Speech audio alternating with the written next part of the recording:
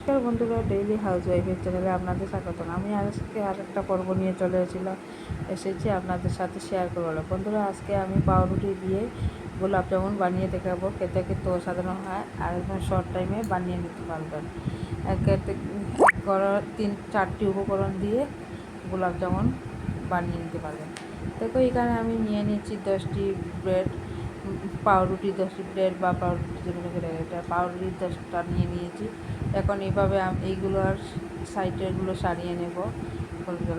একটা চাকুর সাইজে বা কেঞ্চি সাইজে, যে কোনো চাকু বা কেঞ্চি যে কোনো কিছু দিলে। একটা থালা নিয়েছি, থালার মধ্যে আমি দিয়ে দুটো পিস করে এইভাবে চাকুর সাইজে সবগুলো ছাড়িয়ে নেব। বন্ধুরা, আপনারা একটা না আপনারা যদি ছাড়িয়ে না নিতে পারেন না নিতে পারেন, আমি এটা চালিয়ে আমি এইগুলো এইভাবে 4 পিস করে আর হাতের সাহায্যে আমি টুকরো করে গুঁড়ো করে নেব। আপনারা চাইলে গ্রেট করতেও পারবেন। আর প্রথম থেকে শেষ পর্যন্ত দেখবেন ভিডিওটা ভালো লাগলে লাইক আর শেয়ার আর সাবস্ক্রাইব করে নেবেন। আর এখনও আমার চ্যানেলে নতুন থাকেন তাহলে অবশ্যই সাবস্ক্রাইব। দেখো, আমার সবগুলো ছাড়ানো হয়ে গেছে। এখন আমি এইভাবে খেটে নিয়ে দেখো আমি হাতের সাইজে এইভাবে জুর করে গুঁড়া করে নিয়েছি। এখন দিয়ে দিলাম 10 গ্রামের দুধ 1 প্যাকেট দিয়ে দিলাম অমূল্য দুধ। আপনারা চাইলে দিতে পারেন না। এর মধ্যে দিয়ে দিলাম 1 থেকে 1.5 চামচের মতো চিনি, গুঁড়া করা চিনি নিয়ে দিয়েছি। আর দিয়ে দিলাম 2 চামচ ময়দা দিয়ে আমি এখানে এইভাবে মিশিয়ে নেব শুকনো উপকরণগুলো। আপনার এখানে কোনো বেকিং পাউডার বা কোনো কিছু ব্যবহার করবো না, কেন ব্রেডের মধ্যে বেকিং পাউডার দেওয়া থাকে, তার জন্য এখানে আর কোনো কিছু ব্যবহার করবো না। দেখো, এখন সব এইভাবে শুকনো মিক্স করে মেখে নিয়েছি। এখন আমি অল্প অল্প দুধ দিয়ে আমি একটা ড্র তৈরি করে নেব। এখানে একবারে দুধটা দিতে যাবে না, অল্প অল্প দুধ দিয়ে এইভাবে ড্রটা তৈরি করে নেবে। একদম হালকা ভালো করে কিন্তু মেখে নিতে হবে, না হলে কিন্তু পরে ফাটে যাওয়ার সম্ভাবনা আছে। তার জন্য হাতের সাহায্যে এইভাবে ভালো করে মেখে নিয়ে একটা ড্র তৈরি করে দেবে। দেখো, আমার মাখা হয়ে গেছে, ড্র তৈরি গেছে। এখন আমি 2 থেকে 3 মিনিট রেস্টের জন্য রেখে দেবো আর তারপরে দেখাচ্ছি। আমি এখানে একটু অল্প শিরা বানিয়ে নেব। এর মধ্যে একটা কড়াই বসিয়ে দিতে এখন 1 থেকে 1.5 কাপ জল দিয়ে দিয়েছি। আর এখানে আমি দিয়ে দেব চিনি, হাফ বাটি চিনি দিয়ে দেবো এর মধ্যে। চিনি দিয়ে এই শিরাটা কিন্তু একদম এরকম পাতলা থাকবে, এটা কিন্তু ঘন করবো না। আমি হাফ বাটি চিনি দিয়ে দিয়েছি আর দিয়ে দিব 3টে এলাচ, ফাটিয়ে রাখা 3টে এলাচ দিয়ে দিলাম। আর গ্যাসের ফ্লেমটা লো ফ্লেমে রেখে আমি এইভাবে সিরাপ বানিয়ে নেব। আর চিনি গলা অবধি আমি এটা জাল দিয়ে নেব। জাল দিয়ে আমি সিরাপ বানিয়ে নেব। এটা কিন্তু এখন দেখো, আমি এখানে 2 থেকে 3 মিনিট করে রেস্টে রেখে দিয়েছিলাম। এখন দেখো আঙুল দিয়ে গেছে, হাতে লাগছে না। এখন হাতের মধ্যে ঘি লাগিয়ে আমি মিষ্টিগুলো তৈরি করে নেব। আপনারা যে কোনো রকম সাইজে বানিয়ে আমি এই মিষ্টিগুলো গোল সাইজে গোলাপ জামুন বানিয়ে নেব।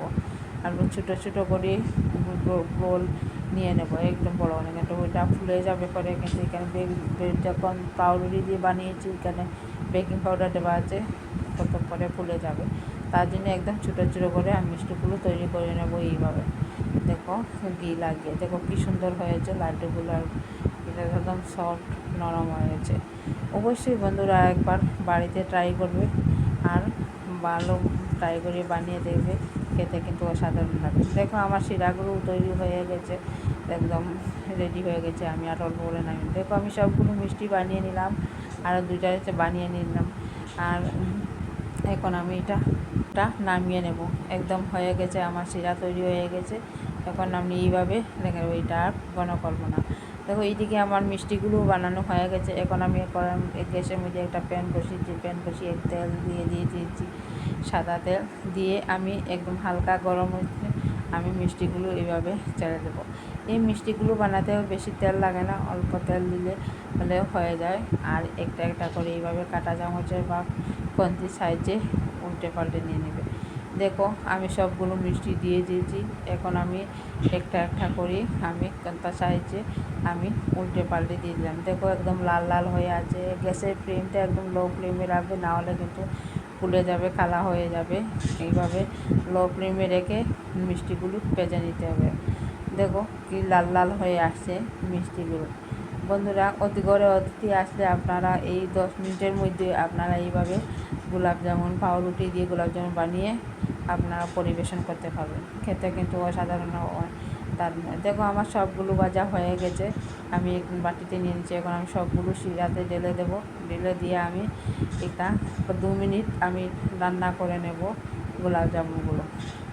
আপনারা হাতে যদি টাইম থাকে না, এইভাবে রেখে দিলে হবে, রান্না না করে। আমাকে হাতে অল্প শর্ট টাইমে, তার জন্য আমি অল্প রান্না করে নেব। রান্না করে ও হালকা হাতে এইভাবে না। দেখুন কী সুন্দর আমি চামচে হাতে দিয়ে দেখাচ্ছি, কী সুন্দর হয়েছে। এবার আমি নামিয়ে নিয়েছি এক বাটিতে।